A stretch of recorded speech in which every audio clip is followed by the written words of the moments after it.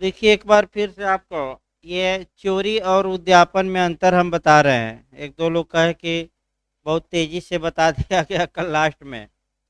तो यहाँ से भी आपका क्वेश्चन मेंस में बनता है कि चोरी को परिभाषित करते हुए चोरी और उद्यापन में यानी कि थेफ्ट और एक्सटॉर्शन में डिफरेंस बताइए।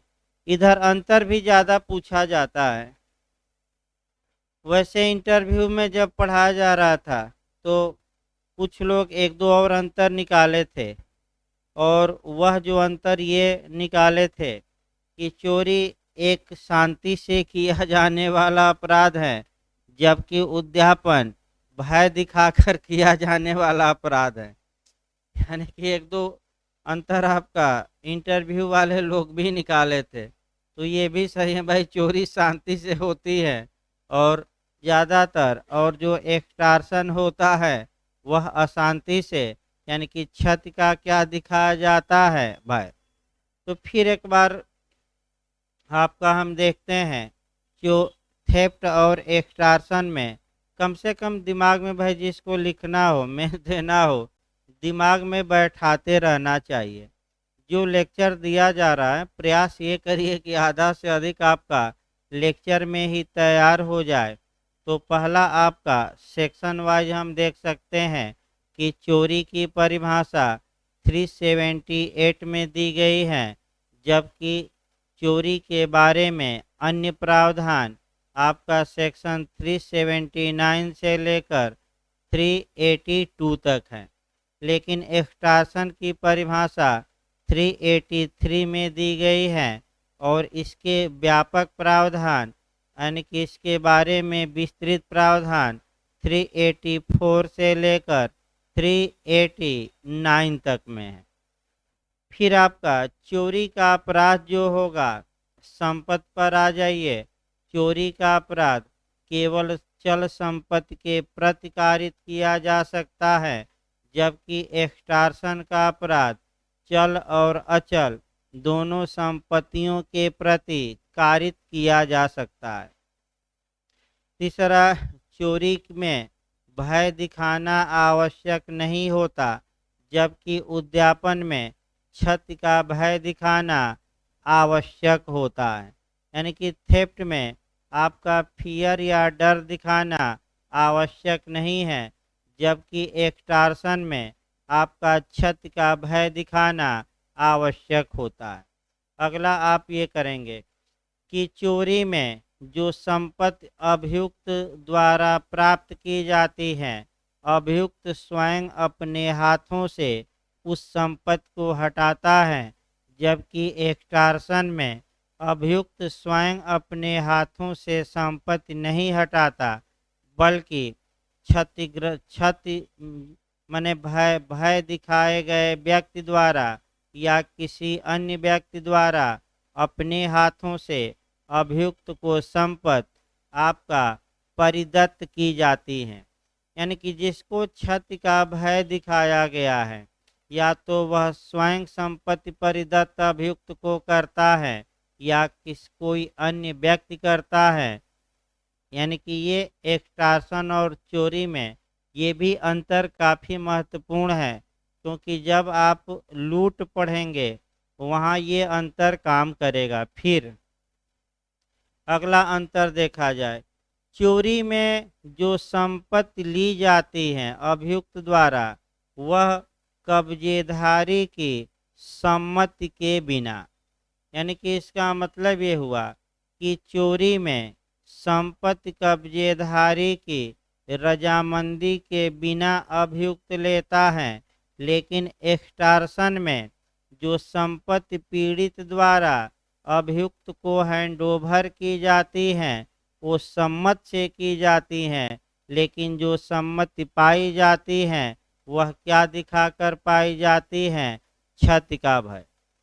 फिर एक बार इसको समझिए, दो तीन आपका अंतर महत्वपूर्ण है।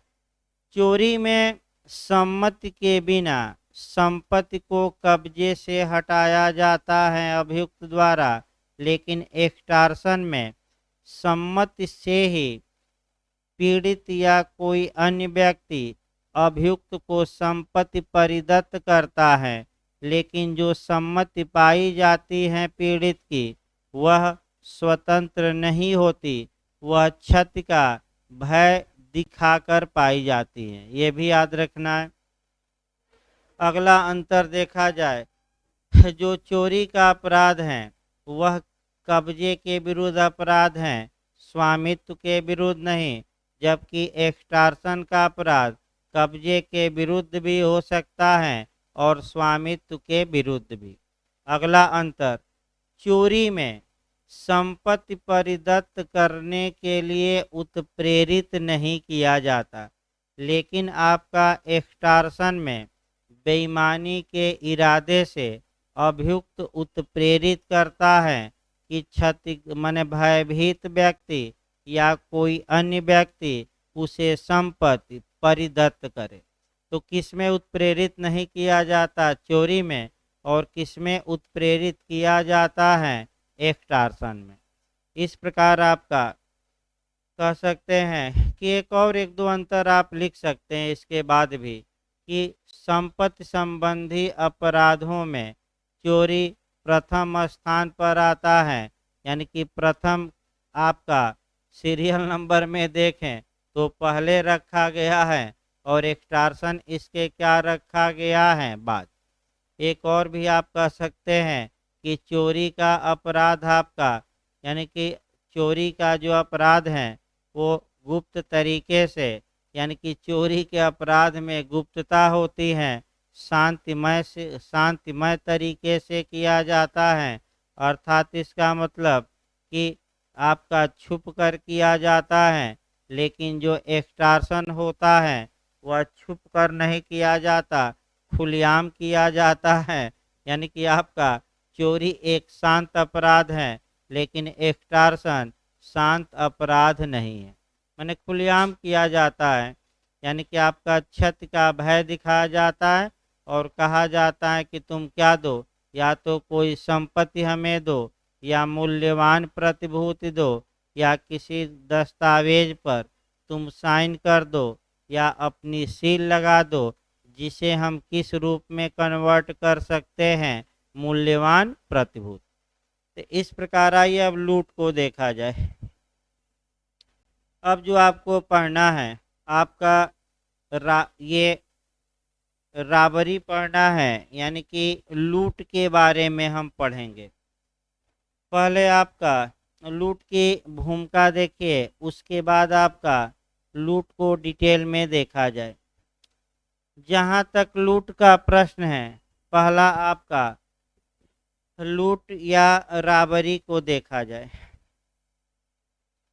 देखिए, आप ऐसे भी लिख सकते हैं, एक और तरीका लिखने का है कि भारतीय दंड संहिता में संपत्ति के विरुद्ध अपराधों का उल्लेख अध्याय 17 में आपका 378 से लेकर 462 तक में किया गया है, जिसमें कि आपका धारा 390 में लूट को परिभाषित किया गया है।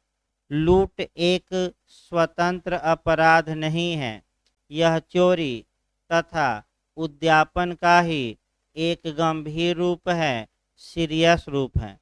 यानी कि इसका मतलब ये हुआ कि जो चोरी होगी या जो एक्सटॉर्शन होगा, वहीं चोरी या एक्सटॉर्शन कुछ दशाओं में राबरी में कन्वर्ट हो जाएगा।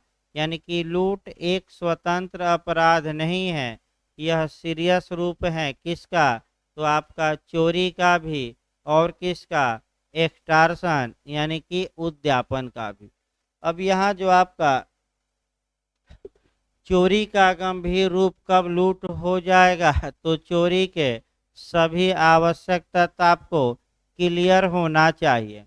तो पहला ये है कि संपत्ति क्या होनी चाहिए, पहले लिख लिया जाए, उसके बाद बेयर एक्ट शुरू किया जाए और बेयर एक्ट के माध्यम से पहले चोरी को लूट में कन्वर्ट करवाया जाए, उसके बाद बेयर एक्ट के माध्यम से आपका जो एक्सटॉर्शन है उसको लूट में कन्वर्ट कराना है। तो पहले चोरी के आवश्यक तत्व हम लिख देते हैं। पहला आवश्यक तत्व है कि संपत्ति का मूवेबल प्रॉपर्टी होना, चल संपत्ति होना। दूसरा, वह संपत्ति किसी के पोजेशन में होना। तीसरा, संपत्ति का हटाया जाना। चौथा, कब्जेधारी की रजामंदी या कंसेंट यानी कि सम्मति के बिना हटाया जाना। और हटाते समय जो इरादा होना चाहिए वह किसका होना चाहिए? बेईमानी का। अगर ये 5 तत्व किसी एक्ट में मिलते हैं, अगर ये 5 तत्व किसी कार्य में मिलते हैं तो हम कहते हैं कि चोरी का अपराध हुआ। यही जो चोरी का अपराध है ये कुछ दशाओं में कन्वर्ट हो जाएगा राबरी में, यानी कि लूट में। तो आइए अब बेयर एक्ट शुरू किया जाए। देखिए बेयर एक्ट की भाषा पहले। सब प्रकार की लूट में या तो चोरी या उद्यापन होता है, यानी कि जितने प्रकार की आपका राबरी या लूट होती है या तो चोरी या उद्यापन होता है। तो पहले ही मैं बताया कि जो राबरी या लूट है वह एक स्वतंत्र अपराध नहीं है, यह चोरी या और उद्यापन का ही गंभीर रूप है। तो लूट किसका गंभीर रूप है? या तो चोरी या उद्यापन, यानी कि चोरी ही कुछ दशाओं में लूट में कन्वर्ट हो जाएगी और एक्सटॉर्शन ही कुछ दशाओं में लूट में कन्वर्ट हो जाएगा। अब कब कन्वर्ट होगा? शब्दों पर ध्यान देना है और यहाँ से जो समस्या बनाई जाएगी उस पर भी ध्यान देना है। देखिए पहले बेयर एक्ट हम बताते हैं। चोरी लूट है यदि उस चोरी को करने के लिए, यानी कि ये जो चोरी है यही चोरी किस में कन्वर्ट हो जाएगी? राबड़ी में, लूट में। लेकिन कब कन्वर्ट होगी यही पॉइंट पकड़ना है। देखिए एक शब्द, यदि उस चोरी को करने के लिए, यानी कि चोरी को करने के लिए, करने के लिए। दूसरा शब्द है उस चोरी को करने में, यानी कि उस चोरी को करने में का मतलब कि चोरी करने के दौरान, यानी कि उस ड्यूरेशन में जब वह क्या कर रहा है? चोरी। या तो चोरी करने के लिए, अभी हम शब्द बताएंगे समझाएंगे, पहले तोड़ लिया जाए। अगला देखिए, या उस चोरी द्वारा अभिप्राप्त संपत्ति को ले जाने या ले जाने का प्रयास करने में, यानी कि चोरी द्वारा संपत्ति अभियुक्त प्राप्त कर लिया है और इस जो चल संपत्ति प्राप्त किया है या तो इसको ले जाने या ले जाने का क्या करने में? प्रयत्न करने में।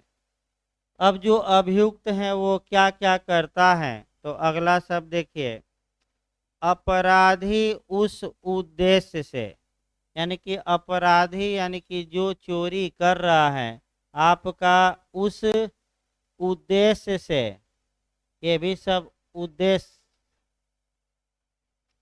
उस उद्देश्य से,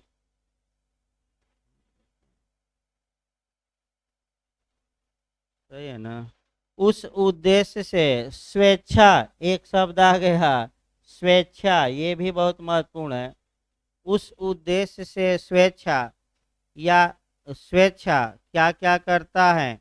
किसी व्यक्ति की मृत्यु या उपहति या उसका सदोष अवरोध या तत्काल मृत्यु या तत्काल उपहति का या तत्काल सदोष अवरोध का भय कारित करता है या भय कारित करने का प्रयत्न करता है। इसका मतलब ये हुआ कि या तो किसी व्यक्ति की मृत्यु या उसको आपका उपहत करता है या सदोष अवरोध करता है या इनको करने का भय दिखाता है या भय दिखाने का यानी कि कारित करने का प्रयास करता है। तो ऐसी दशा में हम वह जो चोरी होगी आपका लूट में कन्वर्ट हो जाएगी। अर्थात इसका मतलब ये हुआ कि चोरी कब लूट में कन्वर्ट होगी, इसकी अब एक एक करके व्याख्या देखना है। और जो आप व्याख्या करेंगे उसमें एक दो उदाहरण भी अच्छे से याद करना पड़ेगा। और कह सकते हैं कि वहाँ जो उदाहरण पूछा जाता है वह भी आपका महत्वपूर्ण होता है। देखिए आपका कैसे व्याख्या करेंगे। चोरी तब लूट में कन्वर्ट हो जाएगी जब चोरी करने के लिए या चोरी करने के दौरान या चोरी द्वारा प्राप्त संपत्ति को ले जाने या ले जाने का प्रयास करने में, उस उद्देश्य के लिए, उस उद्देश्य का मतलब ये हुआ कि चोरी करने के लिए, चोरी करने के दौरान या चोरी द्वारा प्राप्त संपत्ति को ले जाने के दौरान अगर अभियुक्त स्वेच्छा आपका कुछ भय दिखाता है तो ऐसी दशा में वह जो चोरी होगी आपका लूट में कन्वर्ट हो जाएगी। तो एक एक उदाहरण आपका देखा जाए। पहला उदाहरण हम उठाते हैं चोरी करने के लिए। जैसे कि आपका ए बी के घर में प्रवेश किया चोरी करने के लिए और बी उस समय जाग रहा था, तो ए ने पिस्टल निकाली और बी पर तान दी और बी आपका सक्का पक्का रह गया, यानी कि आपका बी शांत हो गया कि कहीं ए गोली न मार दे। और ए तो ऐसी दशा में ए अभी चोरी किया नहीं है, बल्कि जब चोरी के लिए गया यानी कि चोरी करने के लिए क्या दिखाया है, मृत्यु का भय। पिस्टल तान दिया तो किसका भय दिखाया, और अगर हाथ तान देता कि मार देंगे दो चटखन या लाठी उठा लेता तो उपहत का भय दिखाता, तब भी लूट हो जाती। और सदोष अवरोध यानी कि तुम्हें आपका कह सकते हैं कि बंदी बना लूँगा या इस दिशा में जाने से रोक दूंगा, या अंदर है कमरे के तो बाहर से क्या लगा देता है, कुंडी। तो ये सब कार्य जो हो रहा है, बाहर से कुंडी लगाना इत्यादि कार्य करना, अभी चोरी करने के दौरान नहीं हो रहा है, बल्कि चोरी करने के लिए हो रहा है। यानी कि अभी चोरी कर नहीं रहा है, जैसे ही गया वैसे ही ये सब कार्य क्या कर दिया। अब ये है कि ये सब जो कार्य किया है अभियुक्त, वह स्वेच्छा से किया हो। इसका मतलब ये हुआ कि प्रत्येक भय या हिंसा चोरी को लूट में कन्वर्ट नहीं कराएगी। पहला पॉइंट ये है कि जो भय या हिंसा, जो भय दिखाया गया है या जो हिंसा कारित की गई है, पहला पॉइंट पकड़ना है कि वह उन उद्देश्यों की पूर्ति के लिए की गई हो। तो किन उद्देश्यों की पूर्ति के लिए की गई हो, या तो चोरी करने के लिए, या चोरी करने के दौरान, या चोरी द्वारा प्राप्त संपत्ति को ले जाने या ले जाने का प्रयास करने में। दूसरा महत्वपूर्ण शब्द है कि ऐसी जो भय या हिंसा दिखाई गई हो वह स्वेच्छा दिखाई गई हो। स्वेच्छा का, अब स्वेच्छा शब्द को भी पकड़ना है। अभी आपका स्वेच्छा पर हम आएंगे, आपका आगे बढ़ा जाए। यानी कि पहला पॉइंट हमने बताया कि आपका चोरी करने के लिए। दूसरा पॉइंट देखिए, चोरी करने के दौरान, अगर चोरी करने के दौरान माने जब अभियुक्त अपराधी चोरी कर रहा है उस दौरान अगर अपराधी चोरी करने के उद्देश्य से आपका, यानी कि चोरी करते समय उस उद्देश्य से आपका स्वेच्छा, यानी कि स्वेच्छा आपका भय या भय दिखाता है या हिंसा कारित करता है, यानी कि मृत्यु कारित करे, उपहत कारित करे या सदोष अवरोध कारित करे, या इन तीनों में से किसी का भय दिखाए या इसका प्रयत्न कारित करे, तो ऐसी दशा में ये जो चोरी होगी यह किस में कन्वर्ट हो जाएगी, आपका लूट में, यानी कि आपका कह सकते हैं कि राबरी में। अब यहाँ समस्यात्मक क्वेश्चन अलग से भी बनते हैं, उसको भी थोड़ा सतर्क रहिएगा। दो हम समस्यात्मक उठाते हैं। देखिए यहाँ जो समस्यात्मक क्वेश्चन आपका बनता है अलग से, वहाँ से भी सतर्क रहना है। पहले स्वेच्छा शब्द की व्याख्या कर लिया जाए। जो वॉलेंटली है, जो ये स्वेच्छा शब्द है, ये बहुत महत्वपूर्ण है। मैं फिर बता दूं, स्वेच्छा शब्द को आईपीसी के धारा 39 में स्पष्ट किया गया है। कब कहा जाएगा कि किसी व्यक्ति ने स्वेच्छा से कार्य किया, तो अगर उस व्यक्ति का इरादा उस कार्य को करने का है, यानी कि अगर कोई व्यक्ति उस कार्य को करने के आशय के साथ कार्य करता है, तब हम कहेंगे कि स्वेच्छा किया। ज्ञान के साथ करता है, तब हम कहेंगे कि स्वेच्छा किया। विश्वास करने का कारण रखता है, यानी कि कार्य करते समय यह पर्याप्त आधार रखता है कि इस कार्य का परिणाम ये हो सकता है। तो ऐसी दशा में अगर तीन बातें हैं, आपका आशय, ज्ञान और तीसरा क्या है, रीजन टू बिलीव, यानी कि विश्वास करने का कारण। जैसे एक उदाहरण यह अलग से देखा जाए विश्वास करने का कारण पर, ये माने आपका मान लीजिए रात का माहौल है और बस्ती में लोग सो रहे हैं। ये लूट को सुकर बनाने के लिए बस्ती में आग लगा देता है। 2-3 लोग जलकर मर जाते हैं। भले आशय किसी को मारने का न हो, लेकिन उसे इस बात का विश्वास तो है ही कि हम आग लगाएंगे तो कुछ व्यक्तियों की सोते समय क्या हो जाएगी, मृत्यु। अतः ए ने हत्या का अपराध किया, यानी कि मर्डर का अपराध किया। ये हम नहीं बता रहे हैं, ये 39 का क्या बताता है, एलेस्टेशन। फिर स्वेच्छा शब्द आइए, सतर्क रहिएगा।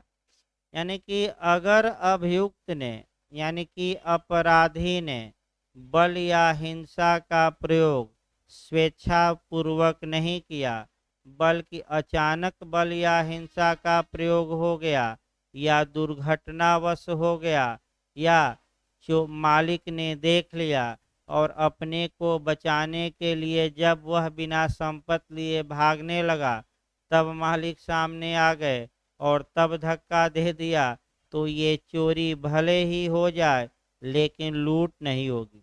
क्योंकि लूट के लिए जो बल या हिंसा का प्रयोग किया जाएगा वह आपका कैसा होना चाहिए, स्वेच्छा। अब इस पर 2-3 उदाहरण देखिए। पहला केस आता है एडवर्ड का केस आता है। देखिए 3-4 हम उदाहरण बताएंगे जहाँ कि आपको हम ये बताएंगे कि बल या हिंसा का प्रयोग अपराधी ने किया लेकिन वॉलेंटली नहीं किया, और जैसे ही स्वेच्छा नहीं करेगा वह चोरी भले हो किसमें कन्वर्ट नहीं होगी, लूट में। अब देखिए आपका एक एडवर्ड के बाद में एक औरत ट्रेन में टोकरी में फल लेकर जा रही थी। अभियुक्त ट्रेन के ऊपर के सीट पर बैठा था और वह चाकू लेकर धीरे धीरे जो रस्सी ऊपर बंधी रहती है आपका, वह काटने लगा। तब तक आपका दुर्घटनावश उस स्त्री का जो फल टोकरी में ली थी सिर पर, उंगली थोड़ा कट गई। अब आप लोग बताइए, यहाँ भी हिंसा का प्रयोग किया गया, तो क्या ये जो हिंसा कारित की गई, क्या अभियुक्त ने स्वेच्छा से की कि दुर्घटनावश हो गया? तो क्या लूट माना जाएगा कि हाथ कट गया, उंगली कट गई? नहीं, क्योंकि लूट के लिए जरूरी है कि जो बल या हिंसा का प्रयोग किया गया हो वह क्या हो, स्वैच्छिक हो। और यहाँ आपका स्वैच्छिक है कि नहीं? नहीं। दूसरा उदाहरण देखिए। एक चोर चोरी कर रहा था, उसी समय मालिक जग गए मालिक ने चोर को पकड़ने का प्रयास किया। चोर कोई संपत्ति अपने पास लिया नहीं था। तब तक मालिक को धक्का दे दिया। मालिक गिर गए, पैर उनका टूट गया और चोर भाग गया। तो क्या ये जो चोरी है, आप कहेंगे इसमें भी हिंसा का प्रयोग किया गया? तो हिंसा का प्रयोग, अब उद्देश्य पर आइए, यही मेन है। क्या चोरी करने के लिए हिंसा का प्रयोग किया गया? नहीं। क्या चोरी करने के दौरान किया गया? नहीं। और क्या चोरी द्वारा प्राप्त संपत्ति को ले जाने में किया गया? नहीं। तो ये जो चोरी होगी ये लूट में कन्वर्ट नहीं होगी। हाँ, अपराध चोरी का होगा लेकिन रॉबरी का नहीं होगा। तो फिर एक बार सतर्क रहिए। मात्र केवल बल या हिंसा का प्रयोग चोरी को लूट में कन्वर्ट नहीं कर देगा जब तक कि इसका प्रयोग स्वेच्छा न किया गया हो। और स्वेच्छा के साथ साथ जो 3 एम हैं, चोरी करने के लिए, चोरी करने के दौरान और चोरी द्वारा प्राप्त संपत्ति को ले जाने या ले जाने के प्रयास में ये बल या हिंसा का प्रयोग होना चाहिए। अब तीसरा आइए पॉइंट पर। चोरी द्वारा प्राप्त संपत्ति को ले जाने या ले जाने के प्रयास में अगर अपराधी स्वेच्छा किसी की मृत्यु करे, किसी की उपहत करे, सदोष अवरोध करे या इन तीनों में से किसी का भय दिखाए या आपका इसका प्रयत्न करे, तो ये जो चोरी है वह किस में कन्वर्ट हो जाएगी? लूट में। अब यहाँ भी बहुत महत्वपूर्ण क्वेश्चन बनते हैं और देखिए कैसे कैसे क्वेश्चन बने हैं। समस्यात्मक क्वेश्चन भी यहाँ लोग गलत करके आते हैं ज़्यादा। ये जो हम 2-3 उदाहरण बताएंगे इस पर, ये एकदम सतर्क रहना है। देखिए आपका पूछा क्या जाता है। एक आपका अभियुक्त है, चोरी कर रहा था, तब तक मालिक ने देख लिया। वह अपने को बचाने के लिए भागने लगा। मालिक उसको पकड़ने के लिए दरवाजे पर खड़े हो गए। उसने मालिक को धक्का दिया, मालिक का पैर टूट गया। तो क्या इस अपराधी ने चोरी का अपराध किया कि लूट का अपराध किया? देखिए कहीं भी ये नहीं दिखाया गया है कि जो ये चोर भाग रहा है वह कोई संपत्ति चुराई हुए लिया है। अगर चोर अपने पास चुराई हुई संपत्ति रखता तो ये रॉबरी में कन्वर्ट हो जाता, लेकिन वह संपत्ति छोड़कर भाग रहा है। तो 3 उद्देश्य भी सतर्क रहना है। न तो चोरी करने के लिए ऐसा किया है, न ही चोरी करने के दौरान, और न ही चोरी द्वारा प्राप्त संपत्ति को ले जाने या ले जाने के प्रयास के दौरान। तो मात्र हिंसा का प्रयोग किया तो है, लेकिन ये हिंसा का प्रयोग चोरी को लूट में कन्वर्ट नहीं करा देगी। दूसरा उदाहरण देखिए जो पूछा गया है कई बार। ये एक चोरी का अभियुक्त है और एक बक्सा अपने सिर पर लेकर भाग रहा है। लोग उसका पीछा कर रहे हैं और बक्सा आपका सिर पर लिया है और लोगों पर एक हाथ से पत्थर बरसा रहा है। तो यहाँ सतर्क रहिएगा 2-3 बातों से। पहला उद्देश्य देखिए कि चोरी द्वारा प्राप्त संपत्ति को ले जाने में आपका उपहत्य का भय दिखाया है, यानी कि पत्थर फेंक रहा है तो किसी को चोट क्या हो सकती है? लग सकती है। और आपका चोरी जो द्वारा प्राप्त संपत्ति है उसको छोड़ा नहीं है, बल्कि मैं जो उदाहरण बताया हूँ उसको अपने सिर पर क्या किया है? लिया है। तो ये चोरी किस में कन्वर्ट हो जाएगी? लूट में। क्योंकि चोरी द्वारा प्राप्त संपत्ति को ले जाने या ले जाने के प्रयास में ऐसे अपराधी ने स्वेच्छा उपहत का क्या दिखाया है? भय। अब दूसरा उदाहरण देखिए कैसे बनता है। एक व्यक्ति बक्सा लेकर भाग रहा था, लोग पीछा कर रहे थे, वह बक्सा फेंक दिया, यानी कि चोरी का सामान फेंक दिया और भागने लगा। फिर भी लोग उसको पकड़ने के लिए पीछा कर रहे हैं। वह अपने बचाव के लिए लोगों पर पत्थर बरसाने लगता है। तो क्या ये जो चोरी है वह लूट में कन्वर्ट होगी कि नहीं? तो आप बताइए, होगी कि नहीं? भाई इतना उदाहरण बताया गया, कहाँ होगी बताइए।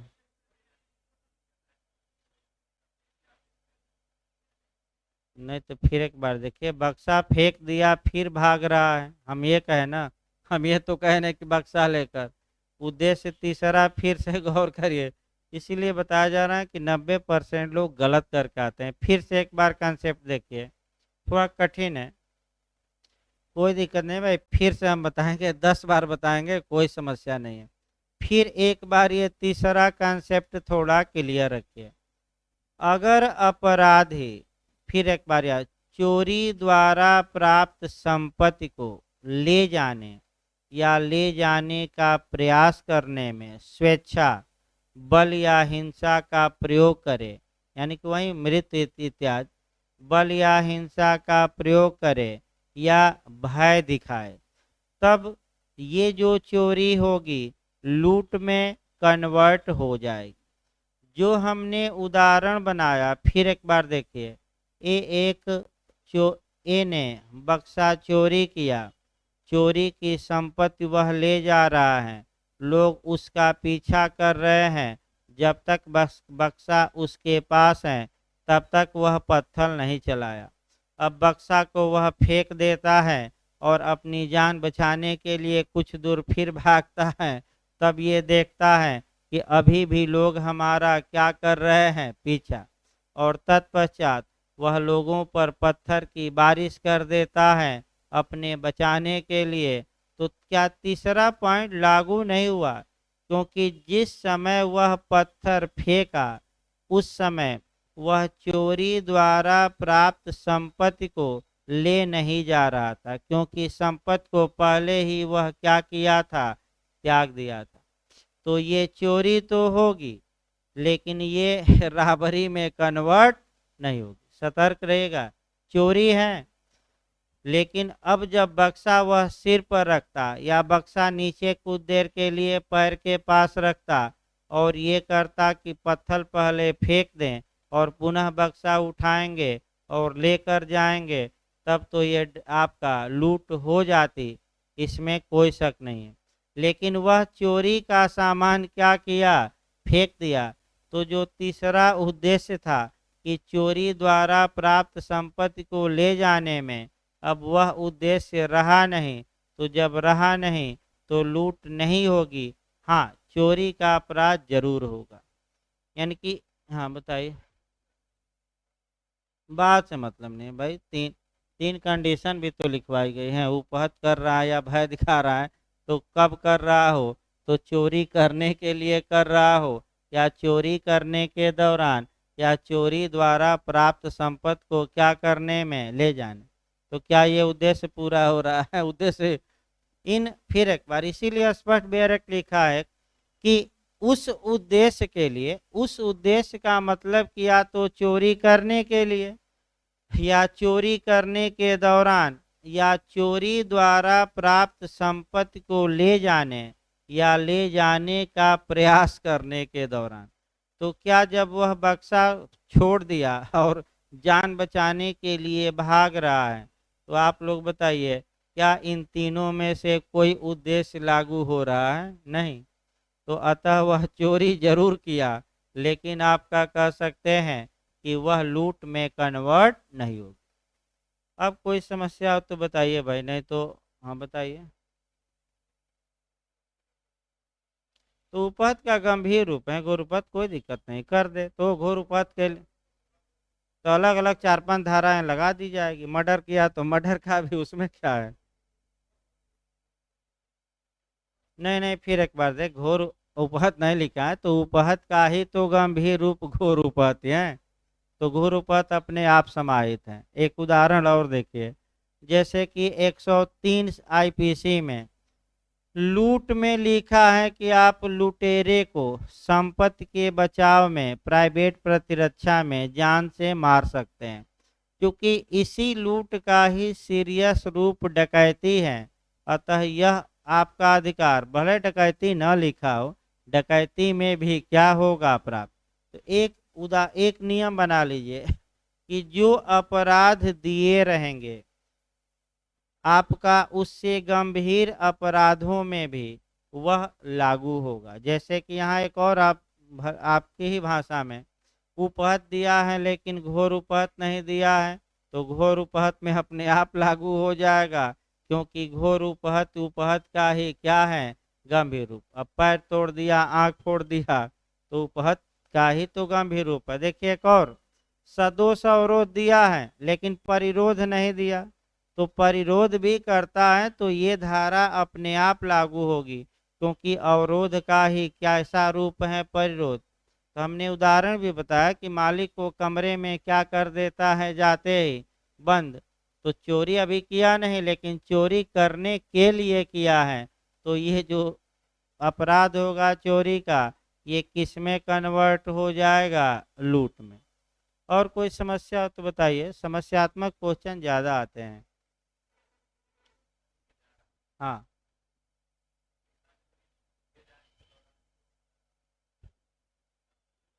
हाँ, तब लूट हो जाएगी। अगर फेंक कर वह अपनी जान बचाने के लिए भागने लगा, पकड़ ना पाए और तब लोग पीछा किए, तो तीन में से कोई उद्देश्य पूरा ही नहीं है, तब कोई ये नहीं है, तब आपका लूट में कन्वर्ट नहीं होगा। ले जाने का प्रयत्न, यानी कि ले जाने का प्रयत्न मतलब कि जैसे कि आप हैं, मोबाइल बगल में रखे हैं और एक हाथ से आपका पत्थर चला रहे हैं, दूसरे हाथ से मोबाइल क्या कर रहे हैं, आपका पकड़ने का प्रयास कर रहे हैं कि लेकर भाग जाएंगे, तो ये प्रयत्न है। और कोई उदाहरण हो तो बताइए भाई, कोई समस्या हो तो बताइए, नहीं तो एक्सटार्सन चला जाए। तो ये प्रयास करिए कि इसको याद कर लीजिए भाई, समस्यात्मक क्वेश्चन आए। सबसे खतरनाक जो समस्यात्मक क्वेश्चन आता है, जो लास्ट में हमने बताया कि बक्सा लेकर जा रहा था, लोग पीछा कर रहे थे, बक्सा का त्याग कर दिया और फिर जाने लगा, तो देखा कि लोग फिर भी पीछा कर रहे हैं। उस दौरान अपने बचाव के लिए वह लोगों पर पत्थर बरसाने लगा, तो कौन सा अपराध किया, लूट न करा दीजिएगा, चोरी किया। क्योंकि चोरी द्वारा प्राप्त संपत्ति को ले जाने या ले जाने के प्रयास में वह उपहत का भय नहीं दिखाया है, बल्कि अपने बचाव के लिए दिखाया है, तो आपका धारा 390 आपका जो लूट की परिभाषा देती है, इसमें अप्लाई नहीं होगी। हाँ, चोरी किया इसमें कोई शक नहीं है, लेकिन वह चोरी किस में कन्वर्ट नहीं होगी, राबरी में। अब आइए अगला देखा जाए भाई, आपका अगला जो आपका देखना है वह आपका एक्सटार्सन देखना है। देखिए, एक्सटार्सन भी कुछ दशाओं में आपका लूट में कन्वर्ट हो जाता है, जब सब कुछ अभी के अभी, यानी कि सिंघम वाली स्टाइल में, यानी कि आपका कह सकते हैं कि तत्काल तत्काल तत्काल, यानी कि सब कुछ अभी के क्या हो, अभी तत्काल मृत्यु का भय दिखाया गया, मृत्यु का भय तत्काल दिखाया गया, मृत्यु कारित भी की जा सकती है, अपराधी सामने है, कह रहा है कि तत्काल पैसा लेकर आओ और नहीं तो तत्काल कहाँ पहुँचा देंगे, ऊपर। तो जब सब कुछ तत्काल तत्काल तत्काल हो, जैसे मौर्य जी के, मैंने आपका उदाहरण के रूप में, अभी चाय लाओ, तत्काल लाओ, कोचिंग का लेट हो रहा है, 5 चाय लाओ, क्योंकि मित्र भी हमारे हैं, मित्रियां भी हैं, यानी कि क्यों मौर्य जी, देख रहा हूँ बहुत लेट हो गया। अरे तो आपका अब यह है कि एक दो गोला बारूद चलता रहे, ताकि माहौल गर्म रहे मौर्य जी के भाषा में, यानी कि दिमाग थोड़ा फ्रेश हो जाए। मौर्य जी खुद कहते हैं कि जब आप उदाहरण देते हैं तो दिल बाग बाग हो जाता है। ने उल्टा ही कहानी, उदाहरण पर लोग भाग जाते हैं और इनका दिल क्या हो रहा है, यानी कि आपका सहन शक्ति ज्यादा है इसीलिए उदाहरण दिया जा रहा है। सही बता रहा हूँ, दूसरे लोग रहते तो अब तक भाग गए रहते कोचिंग छोड़ के, और भाग चुके हैं, इसीलिए उन्हीं पर उदाहरण दिया जाता है जो नाराज ना हो। एक दो लोग तो फोन करके हड़काए कि सर एक आए थे इच्छा, माने भागीदारी चल रही थी, इच्छाधीन भागीदारी, तो उनको बना दिया गया इच्छाधीन नागिन और उदाहरण दे दिया गया कि जिस प्रकार आपका आती है, आपका नागिन आता है धारावाहिक, कि आपका जब मन करे तब शरीर, आपका मानव शरीर, और जब मन करे तब क्या, नागिन। तो जिस भागीदारी में कोई समय नहीं है कि कितने दिन के लिए चलेगी, 2 दिन की 4 दिन, वह पार्टनरशिप एक्ट क्या कहा जाता है, विल। बिहार में कई बार ये क्वेश्चन जे में आया है, तो हंसी मजाक में भी कुछ चीजें याद की जाती हैं, मैं बता दूं। मैंने उदाहरण, आपका उदाहरण में भी कुछ क्वेश्चन मैं बता ही देता हूँ जो हंसी मजाक में क्या होता है याद।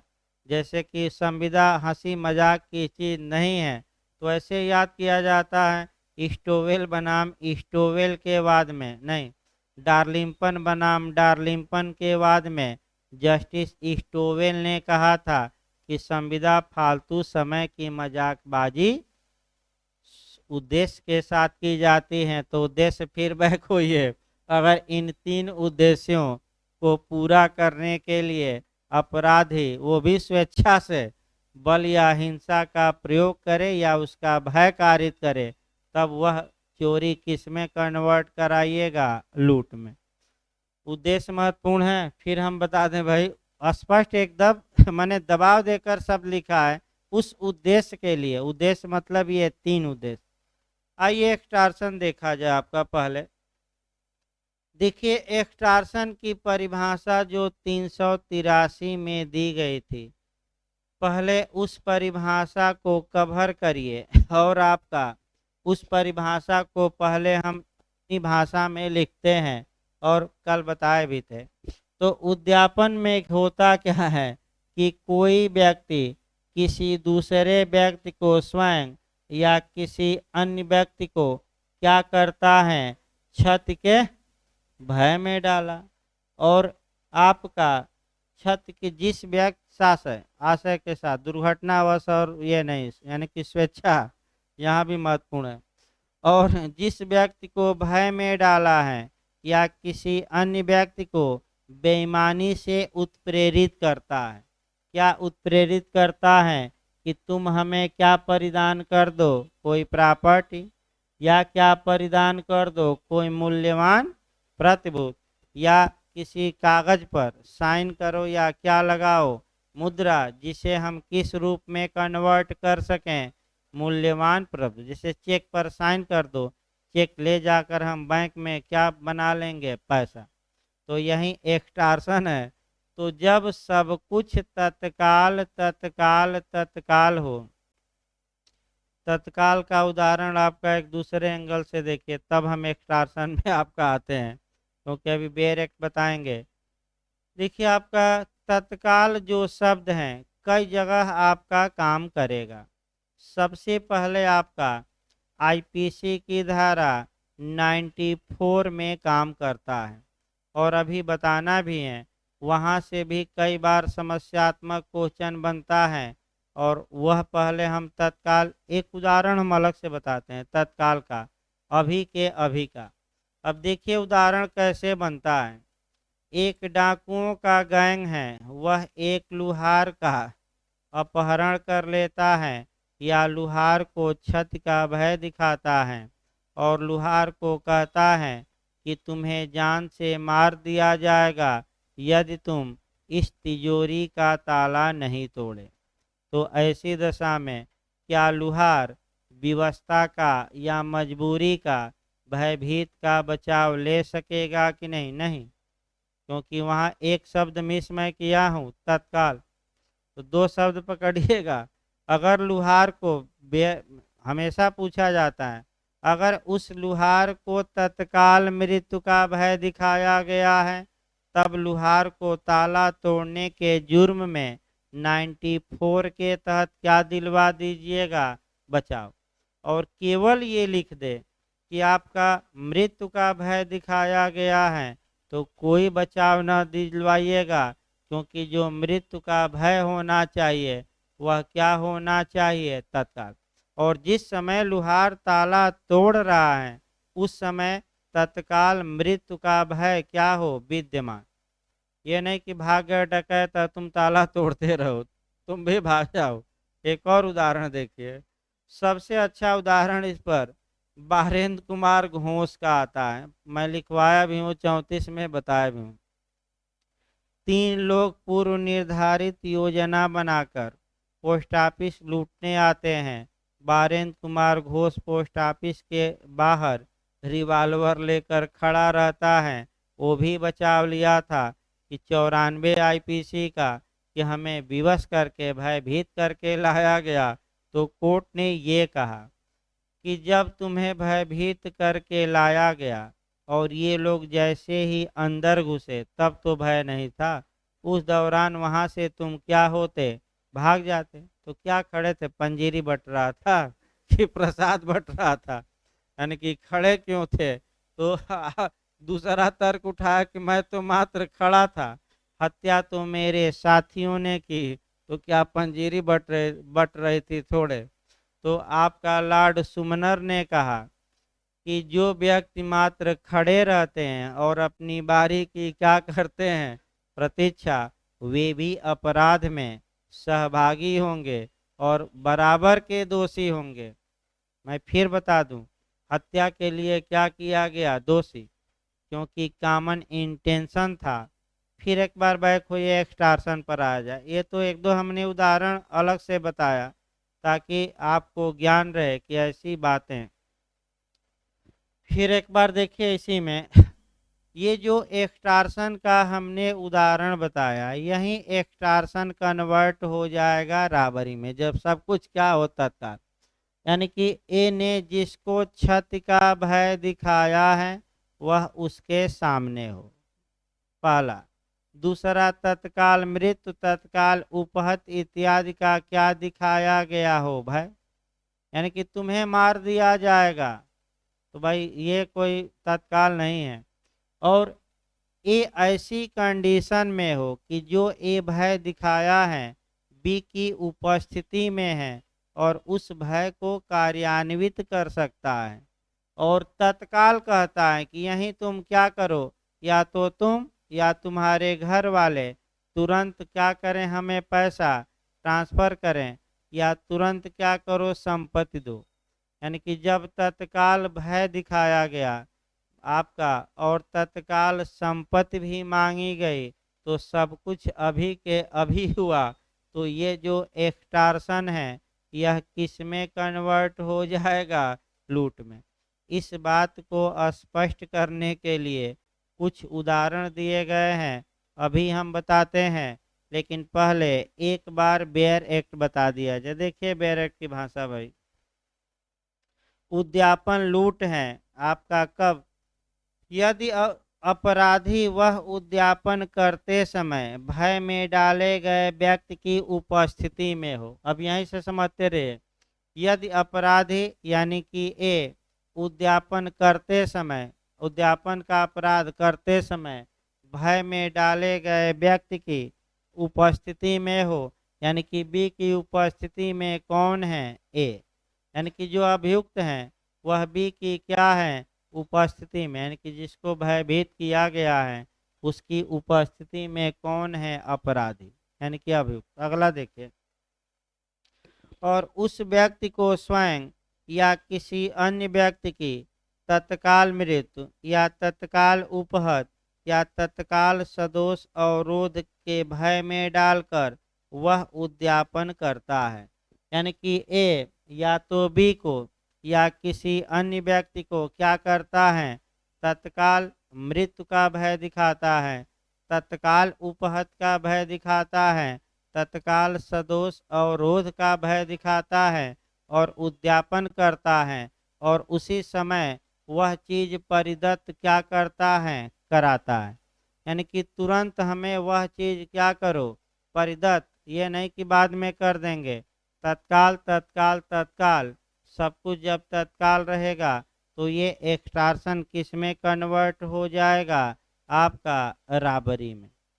अब ये है कि इसमें कुछ उदाहरण दिए गए हैं तत्काल का, देखिए और हम समझा रहे हैं आपका। उदाहरण देखिए दो तीन आप। हाँ बताइए।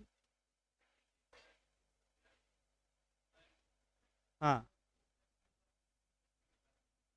उस व्यक्ति को स्वयं, स्वयं मतलब कि आपका एक व्यक्ति, जैसे कि उस व्यक्ति को स्वयं यानी कि बी को, या किसी अन्य व्यक्ति को यानी कि सी को। और कोई भाई बेरेट की भाषा में और कोई दिक्कत हो तो बताइए। हाँ बताइए।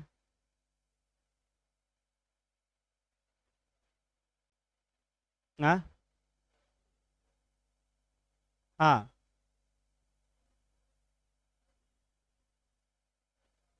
हम्म। नहीं नहीं, ये आपका किसी से भाई, नहीं देखिए कहाँ लिखा है, संपत्ति कोई दे सकता है। फिर एक बार देखिए। देख ले रहे हैं, देखिए फिर एक बार देखिए। उद्यापन लूट है यदि अपराधी वह उद्यापन करते समय भय में डाले गए व्यक्ति की उपस्थिति में है, यानी कि जो बी को भयभीत किया गया, तो इस उदाहरण में जो ए है वह बी के सामने है, उपस्थिति में है। और उस व्यक्ति को स्वयं या उसकी या किसी अन्य व्यक्ति की, यानी कि आपका अन्य व्यक्ति की का मतलब ये हुआ कि अन्य व्यक्ति की तत्काल मृत्यु या तत्काल उपहत या तत्काल सदोष अवरोध के भय में डालकर वह उद्यापन करता है। यानी कि जिसको भयभीत किया गया है, यानी कि जिसको भय में डाला गया है, या तो उसी की या किसी अन्य व्यक्ति की तत्काल मृत्यु इत्यादि करने का भय दिखाया जाता है। यानी कि इसका मतलब ये हुआ कि अन्य व्यक्ति की भी मृत्यु का भय दिखाया जा सकता है तत्काल, लेकिन वह अन्य व्यक्ति मैं बता दूं आपका अभियुक्त की उपस्थिति में होना चाहिए। जैसे उदाहरण के रूप में मान लीजिए ए पिता है और बी पुत्र हैं, एक लुटेरा है और मने बच्चे को पकड़ लेता है और बच्चे का को हाथ में ऊपर उठा लेता है और पिता से कहता है कि यदि तुम तत्काल 5,000 रुपया नहीं दोगे तो मैं इस बच्चे को क्या करूँगा, जान से मार दूंगा। तो भाई उपस्थिति में है ही, और तत्काल मार भी सकता है क्योंकि उठा लिया है, एक बार पटक दिया तो बच्चा कहाँ पहुँच जाएगा, ऊपर। इसको हम एक बार और देख लेंगे, जब आप कह रहे हैं तो एक बार और हम व्याख्या देख लेंगे हल्का सा, जो शब्द लिखा है आगे बढ़ा जाए, इस बार हम कल फिर बता देंगे। हाँ भाई, एक और सूचना है, कल जो आपका क्लास कल से चलेगा सुबह पीरियड में चलेगा, क्योंकि कुछ घरेलू काम भी हैं आपका शाम के पीरियड में। तो कल से आपका जो क्लास चलेगा सुबह 9 बजे से चलेगा, 12 12:30 जब तक चले। यानी कि शाम वाला जो क्लास रहेगा वह स्थगित रहेगा, और शाम की जो क्लास चल रही है ये सुबह कन्वर्ट कल से हो जाएगी। यानी कि कल से आप लोगों को सुबह 9 बजे आना है, और एक हफ्ता जब तक आपका सुबह वाला बैच बंद है आपकी क्लास सुबह चलेगी, ताकि थोड़ा जो सिलेबस है और गति पकड़े। इसीलिए आपका तो कल सुबह 9 बजे आना है। शाम को क्लास फिलहाल आपका मैंने सुबह वाली जो रेगुलर बैच है वह अभी बंद किया गया है दिवाली के कारण। तो जो एपीओ का क्लास चलता है वह आपका सुबह 9 बजे से चलेगा। तो आप लोग कल से 9 बजे आएंगे, और यही आपका कल से माइनर भी लग जाएगा। तो आपका विस्फोटक का नियम पहले हम बता देते हैं, 2 दिन 1-2 दिन का है, ताकि 4 माइनर निपटा रहे बिहार का।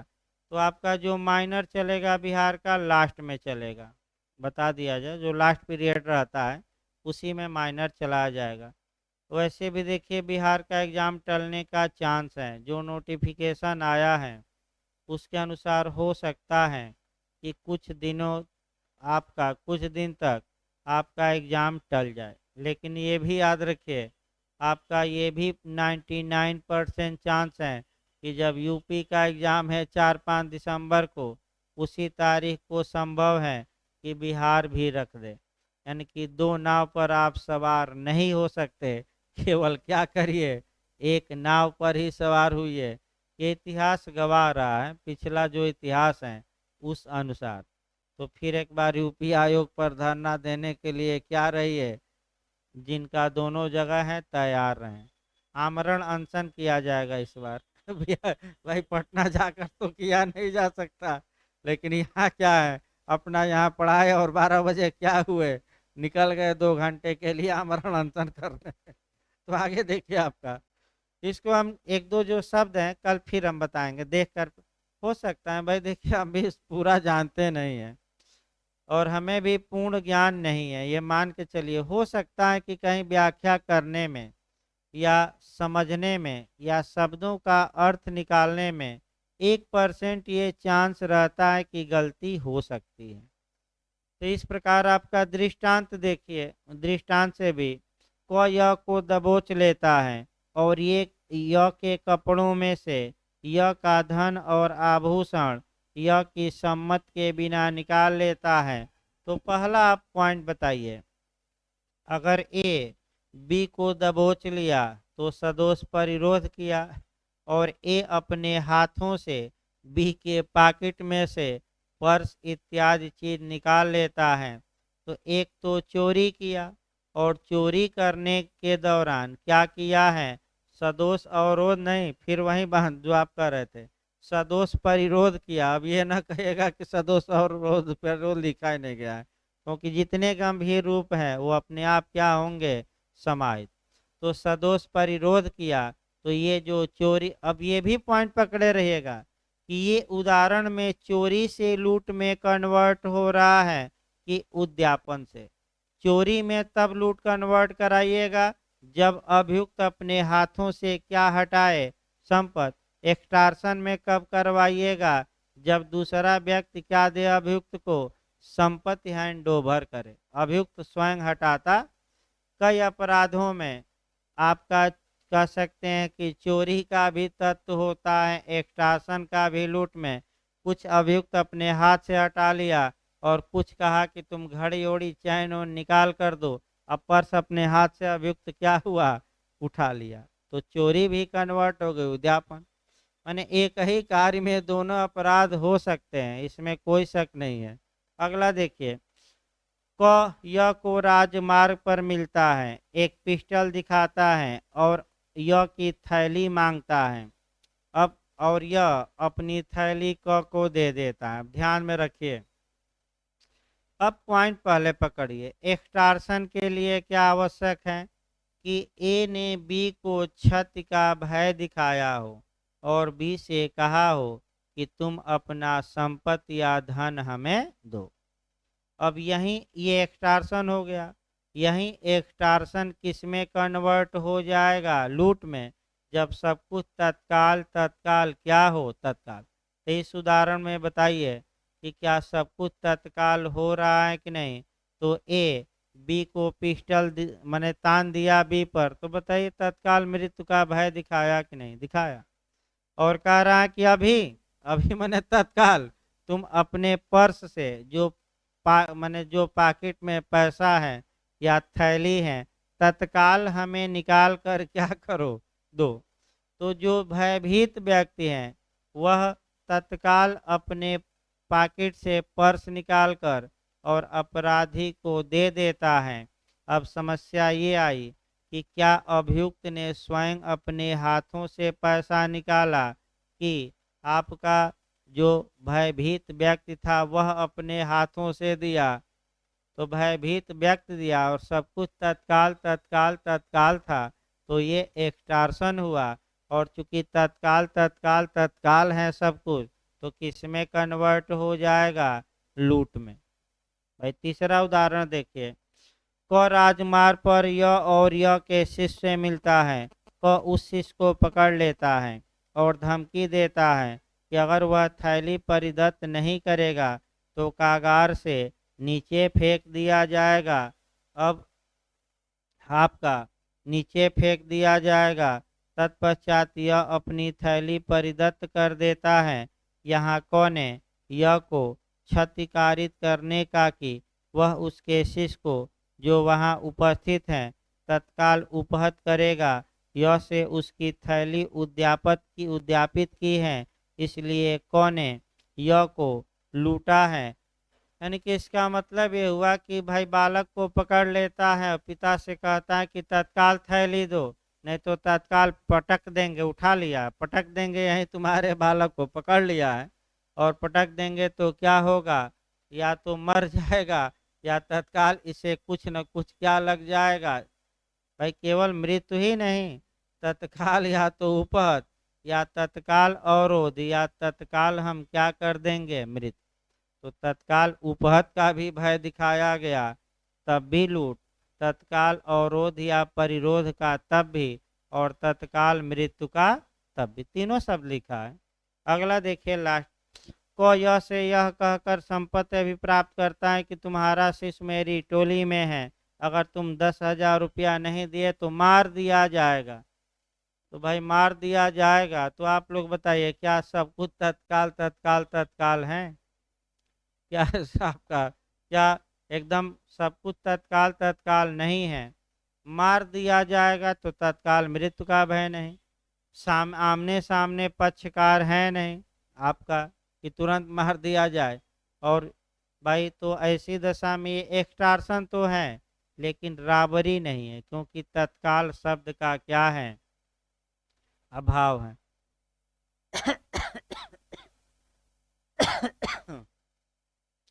इस प्रकार आपका ये जो डकैती, देखिए 5 मिनट में डकैती समाप्त हो जाएगी। डकैती ज़्यादा पढ़नी नहीं है, चलिए इसको कल बताया जाएगा भाई, क्योंकि अंतर भी एक साथ बताना। तो रेस्ट ले लीजिए 15 मिनट, तब एविडेंस लिखवाया जाएगा भाई।